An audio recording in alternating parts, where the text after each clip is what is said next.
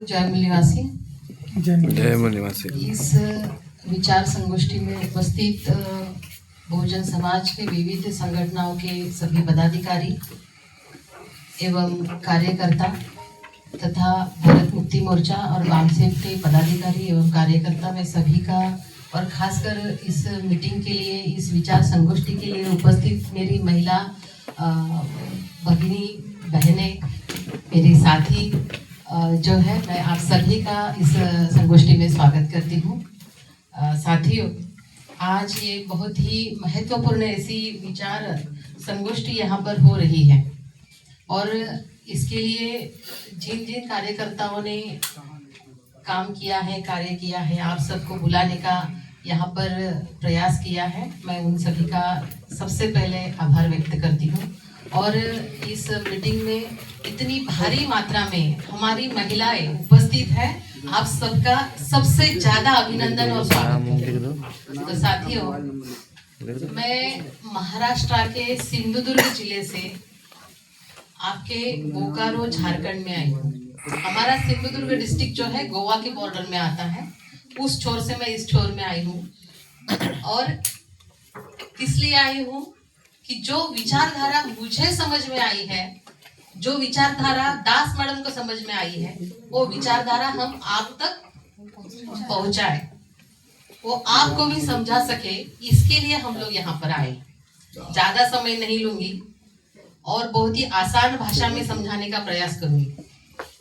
आपने झारखंड की शेरनी को सुना, आपके ही झारखंड की है, मायका भी यही का है, ससुराल भी यही का है, आपके ही झारखंड की। और ये जो हमारी उषा दास मैडम है, हमारी भारत मुक्ति मोर्चा महिला संघ की राष्ट्रीय कार्यकारिणी की सोशल मीडिया प्रभारी है, पूरा सोशल मीडिया संभालती है। तो ये भी झारखंड की है और आप सभी भी झारखंड के हैं, तो ये आपके लिए बहुत ही प्रेरणा स्रोत मैडम है। आपने उनको सुना, सभी ने उनको सुना, बहुत ही बढ़िया तरीके से मैडम ने यहाँ पर विचार रखे। तो साथियों, अभी जो मैडम ने आपको यहाँ पर जो व्यवस्था समझाई है, तो ये जो व्यवस्था है किस प्रकार की व्यवस्था है? खड़ी व्यवस्था है। और इस खड़ी व्यवस्था में सबसे ऊपर कौन है? ब्राह्मण बैठा है, उसके बाद क्षत्रिय है, वैश्य है और शूद्र है, यानी 4 वर्णों की व्यवस्था है। और एक खड़ी व्यवस्था है। कैसी है? खड़ी व्यवस्था है। जो सबसे ऊपर होता है वो सबका मालिक होता है।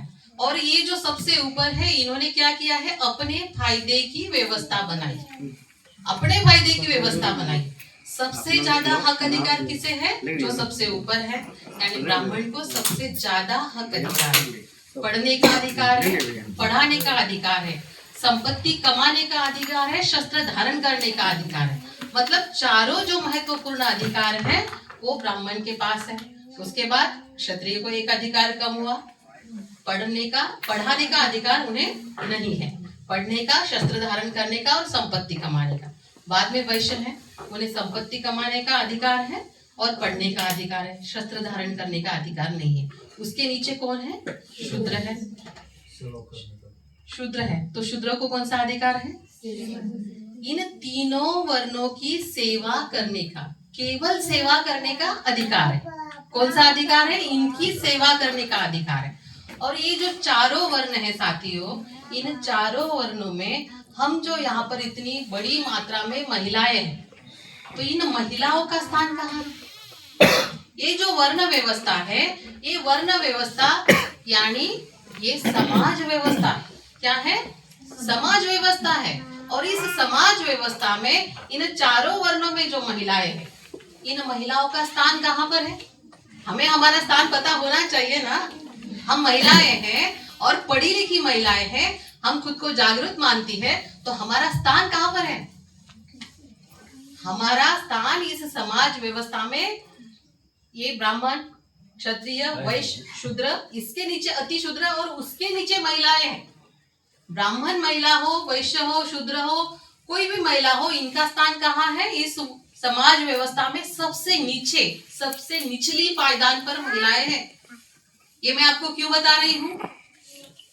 हम खुद को बहुत ग्रेट महिलाएं समझते हैं, पढ़ी लिखी मानते हैं, है ना? तो हमारा स्थान ब्राह्मणों ने इस समाज व्यवस्था में कहां पर रखा है, ये हमें पता होना चाहिए। क्योंकि बाबा साहब कहते हैं, क्या कहते हैं कि बाबा साहब कहते हैं कि जो पीड़ित है यानी जो गुलाम है, तो गुलाम को गुलामी का एहसास कराओ ताकि गुलाम क्रांति करेंगे। तो महिलाएं जो है, तो महिलाएं इस व्यवस्था में सबसे ज्यादा गुलाम है। क्या है? सबसे ज्यादा गुलाम है। ये जो हमारे साथी है ना, ये पुरुष साथी बैठे, ये भी गुलाम है व्यवस्था के, ये भी गुलाम है। लेकिन हम दोहरी गुलाम है। कैसे? हम व्यवस्था की, ब्राह्मणवादी व्यवस्था की एक गुलाम, दूसरी पुरुषों की गुलाम, यानी गुलामों की गुलाम महिला। क्या है? गुलामों की गुलाम महिला है। तो महिलाओं को ये समझना चाहिए कि हम दोहरी गुलाम हैं। ये लोग आते हैं ना, अभी सर ने कहा कि पुरुष लोग तो आते हैं, हर प्रोग्राम में आते हैं, विचार सुनते हैं, विचार व्यक्त करते हैं, प्रदान करते हैं, सब कुछ करते हैं। महिलाएं बहुत ही कम आती है। तो ये लोग एक गुलाम है, हम दो गुलाम हैं। तो हमें कितना काम करना चाहिए? इनसे दुगना काम करना चाहिए। दोहरे गुलाम है तो दोहरी गुलामी को खत्म करने के लिए दोहरा काम, दुगना काम करना पड़ेगा।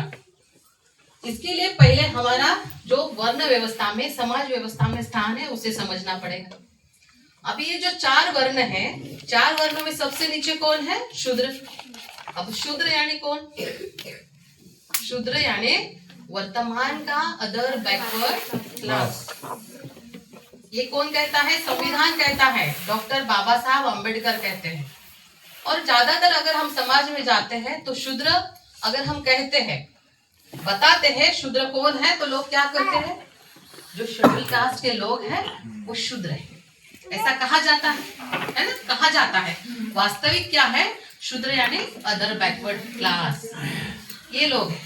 तो शूद्र का अर्थ क्या होता है? शूद्र यहाँ संस्कृत का शब्द है। शूद्र यहाँ संस्कृत का शब्द है।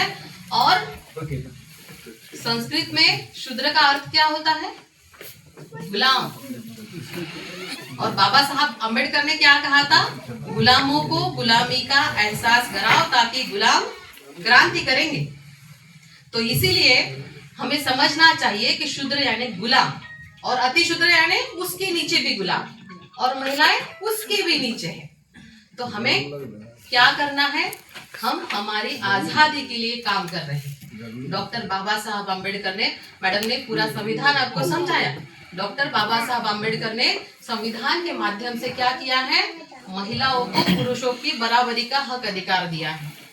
यानी बाबा साहब इस देश में कौन सी व्यवस्था चाहते थे? स्वतंत्र, समता, न्याय, बंधुता पर आधारित व्यवस्था का निर्माण बाबा साहब अम्बेडकर करना चाहते थे। इस बात को हमें समझना होगा कि बाबा साहब अम्बेडकर ने संविधान का निर्माण किया तो किस लिए किया? इस देश में समता की व्यवस्था बाबा साहब लाना चाहते थे। ये जो ब्राह्मणों ने खड़ी व्यवस्था का निर्माण किया है, खड़ी व्यवस्था है, उसे आड़ी व्यवस्था बनाना चाहते थे। यानी स्वतंत्र, समता, बंधुता और न्याय पर आधारित व्यवस्था का निर्माण बाबा साहब ही नहीं तो सभी हमारे जो महापुरुष है वो निर्माण करना चाहते थे। और इस व्यवस्था में महिला जो है वो महिलाओं को सबके बराबरी का हक अधिकार बाबा साहब देना चाहते थे। तो इस बात को हमें समझना होगा। खासकर मैं आज यहाँ पर ओबीसी कोई है, तो जो शूद्र है यानी ओबीसी है, तो हमें समझना होगा कि आज वर्तमान में हमारे साथ क्या धोखेबाजी हो रही है, कौन हमारे साथ धोखेबाजी कर रहा है।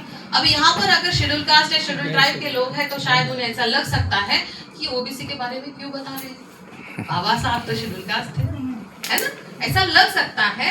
लेकिन बाबा साहब जो आज हम लोग बाबा साहब को मानते हैं, पूरी दुनिया में बाबा साहब को मानते हैं, तो बाबा साहब को तैयार करने में ओबीसी का बहुत ही ज्यादा महत्वपूर्ण हिस्सा था, वो हमें समझना चाहिए। बाबा साहब के निर्माण में, बाबा साहब को खड़ा करने में सयाजीराव गायकवाड़ जो बड़ौदा संस्थान के राजा थे, कोल्हापुर जो महाराष्ट्र में है, उस संस्थान के छत्रपति शाहू महाराज, इनका बहुत बड़ा योगदान है, बहुत बड़ा उन्होंने सहयोग किया। बाबा साहब खड़े हुए हैं।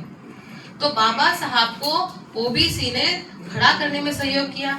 बाबा साहब के पहले अगर हम ज्योतिराव फुले जी को देखते हैं तो ज्योतिराव फुले जी माली जाति के थे। ब्राह्मणों ने जो 6,500 जातियों का निर्माण किया उसमें से एक माली जाति है, ओबीसी है, तो उनमें ज्योतिराव फुले जी का जन्म हुआ था। और ज्योतिराव फुले जी को डॉक्टर बाबा साहब आम्बेडकर अपना गुरु मानते थे। बाबा साहब आम्बेडकर ने ज्योतिराव फुले जी को कभी देखा नहीं, फिर भी उन्हें गुरु मानते थे। और ज्योतिराव फुले जी के पहले अगर हम देखते हैं तो छत्रपति शिवाजी महाराज हैं। छत्रपति शिवाजी महाराज यानी महाराष्ट्र के कुणबी जाति में आते हैं, जो ओबीसी, जो आज मराठा लोग कहते हैं कि मराठा है, मराठा ओपन में आते हैं आज महाराष्ट्र में, लेकिन मराठा कुणबी एक ही है। तो शिवाजी महाराज मराठा कुणबी थे। तो छत्रपति शिवाजी महाराज भी ओबीसी थे, उन्हें ज्योतिराव फुले जी अपना गुरु मानते थे। और ज्योतिराव फुले जी ओबीसी थे, माली थे, उन्हें अपना गुरु कौन मानते थे? छत्रपति शाहू महाराज मानते थे। और छत्रपति शाहू महाराज और डॉक्टर बाबा साहब अम्बेडकर भी उन्हें अपना गुरु मानते थे। इस तरह से ये हमारे पुरखों की माला है, इसे हमें समझना होगा। नहीं तो एससी बोल रहा है कि हमें ओबीसी से कोई लेना देना नहीं, ओबीसी बोल रहा है कि हमें एससी से कोई लेना देना नहीं। ऐसा नहीं है। ये हम बहुजनों की व्यवस्था का निर्माण हमारे महापुरुष करना चाहते थे। तो छत्रपति शिवाजी महाराज को भी इस देश की व्यवस्था, इस देश के ब्राह्मणों ने प्रताड़ित किया। इस बात को हमें समझना होगा। छत्रपति बोल रही हूँ, यानी वो क्या थे? राजा थे। छत्रपति शिवाजी महाराज एक राजा थे, उनका राज्याभिषेक ब्राह्मणों ने नकारा था। छत्रपति शिवाजी महाराज जो थे, उन्होंने 18 पगड़ जाति के लोगों को इकट्ठा किया और अपना राज्य स्थापन किया। और उनका प्रेरणा स्रोत कौन था? उनकी माता थी, राष्ट्रमाता जिजाऊ उनका प्रेरणा स्रोत थी। उन्होंने उन्हें कहा कि शिवबा, आपको रैयत का राजा होना है, रैयत का यहाँ पर स्वराज्य निर्माण करना है। रैयत यानी लोगों की व्यवस्था, लोगों का राज्य, रैयत यानी लोग, तो उनका राज यहाँ पर आपको निर्माण करना है, स्वराज निर्माण करो। ये प्रेरणा एक महिला ने दी, एक माता ने अपने बेटे को दी। और शिवाजी महाराज ने महाराष्ट्र में उनका राज्य स्थापन किया, स्वराज्य स्थापन किया। और तब मान्यता थी कि जो ब्राह्मण लोग हैं उनके हाथ से अगर वो विधि करते हैं, राज्याभिषेक करते हैं, तो भी उनको राजा माना जाएगा, तो उनको छत्रपति कहा जाएगा। इसलिए छत्रपति शिवाजी महाराज ने वो गागा भट्ट को वहां से बुलाया, क्योंकि महाराष्ट्र के पंडित ब्राह्मण तो तैयार नहीं थे। तो उत्तर भारत से, काशी से वो गागा भट्ट को महाराष्ट्र में लाया गया और फिर वो राज्याभिषेक किया गया। तो राज्याभिषेक किया गया, बाद में उनको छत्रपति कहा गया। और उस राज्याभिषेक में भी शिवाजी महाराज का अपमान किया गया, ऐसा इतिहास में लिखा है। लेकिन वो कितना सच है वो भी हमें थोड़ा सोचना चाहिए कि शिवाजी महाराज एक राजा थे और उनका पैर से उन्होंने तिलक किया, ऐसा लिखा गया है। एक राजा थे, वो अपना पैर किसी पंडित के पैर से अपने आप को तिलक करवाएंगे? ऐसा नहीं हो सकता है। मतलब कि शिवाजी महाराज का भी अपमान करने का काम इन्होंने किया। उन्हें राजा नकारा था, राजा होने से नकारा था। बाद में अगर हम ज्योतिराव फुले जी को देखते हैं तो ज्योतिराव फुले जी ने क्या किया? शिवाजी महाराज की जो समाधि थी रायगढ़ पे, जो शिवाजी महाराज की समाधि थी, उसे खोजा, उसे साफ किया और उस पर फूल अर्पण किए। और जब उस गांव में, रायगढ़ के नीचे एक गांव है, उस गांव के ग्रामस्थ जोशी को ये पता चला कि ज्योतिराव फुले यहाँ आया है और उन्होंने शिवाजी महाराज की समाधि को खोजा है, तो उन्होंने जाकर पैर से वो फूल उड़ाए और ज्योतिराव फुले जी का अपमान किया। फिर ज्योतिराव फुले जी ने सोचा कि ये शिवाजी महाराज को भी नहीं मान रहे। ज्योतिराव फुले जी का भी अपमान हुआ था, वो किस्सा शायद आप लोगों को पता होगा, आप पढ़ी लिखी महिलाएं हैं। फिर भी यहाँ पर ये स्टूडेंट्स है, मैं एक बार दोहराऊं। ज्योतिराव फुले जी अपने परांजपे, यानी महाराष्ट्र का ब्राह्मण व्यक्ति है, उनका दोस्त है परांजपे नाम का, उसके शादी में गए थे और भारत में आगे चल रहे थे। जैसे ही वो भारत में आगे चल रहे थे तो ब्राह्मण आपस में बातें करने लगे, जो बुजुर्ग लोग हैं आपस में बातें करने लगे और उन्होंने देखा कि ये ओबीसी है, ये शूद्र है, ये हमारे आगे चल रहा है, उसकी परछाई हमारे ऊपर पड़ रही है और क्या हम इसका इसके पीछे पीछे चलेंगे। तो उन्होंने ज्योतिराव फुले जी को उस बारा से धक्के मारकर निकाला। क्या किया? धक्के मारकर ज्योतिराव फुले जी को निकाला। ज्योतिराव फुले जी कोई गरीब नहीं थे। ज्योतिराव फुले जी जमींदार थे, कॉन्ट्रैक्टर थे। उनके पिताजी वे खुद कॉन्ट्रैक्टर थे। मतलब आर्थिक परिस्थिति उनकी बहुत अच्छी थी, लेकिन वर्ण व्यवस्था में शूद्र थे, इसलिए उनको हकाला गया।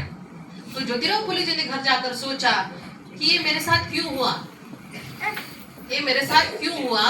फिर उन्होंने, उनके मन में क्रांति की चिंगारी जागी और इसका मूल कारण उन्होंने सोचा कि इस देश की जो महिलाएं हैं, इस समाज की जो महिलाएं हैं, ये महिलाएं गुलाम हैं, ये महिलाएं गुलाम हैं, इसलिए ये समाज गुलाम है।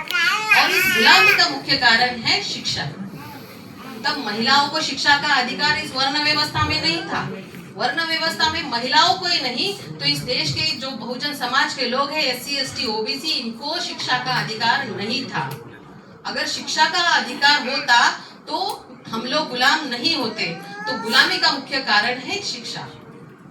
तो वही शिक्षा ज्योतिराव फुले जी ने महिलाओं को शिक्षित करने के लिए अपनी पत्नी सावित्रीबाई को लाया, उनको पढ़ाया, लिखाया और स्कूल महिलाओं के लिए सबसे पहले उन्होंने खोले। तो इस बात को हमें समझना होगा। इतिहास में बहुत ही शॉर्ट तरीके से आपको बता रही हूँ, ज्यादा लंबा बात नहीं रोकूंगी। तो ज्योतिराव फुले जी ने ये काम किया और ज्योतिराव फुले जी की वजह से आज हम सभी महिलाएं यहाँ पर बैठी हैं। मैं कहाँ से आई हूँ? मैंने कहा गोवा के बॉर्डर से, महाराष्ट्र से आई हूँ। मैडम कर्नाटका में रहती है, भले झारखंड की है लेकिन रहती वहाँ है। वहाँ से हम दोनों महिलाएं अकेले यहाँ पर आए और पहली बार नहीं साथियों, ये मेरा दूसरा तीसरा दौरा है झारखंड का और पूरे देश में मेरा दौरा होते रहता है। मैडम भी कई बार मेरे साथ होती है। तो मेरे जैसी हजारों महिलाएं ये काम कर रही हैं, इसलिए अपनी संपूर्ण आजादी के लिए हम लोग काम कर रहे हैं। संपूर्ण आजादी के लिए हमारे महापुरुषों ने लड़ाई लड़ी और वही लड़ाई हम लोग लड़ रहे हैं। तो साथियों,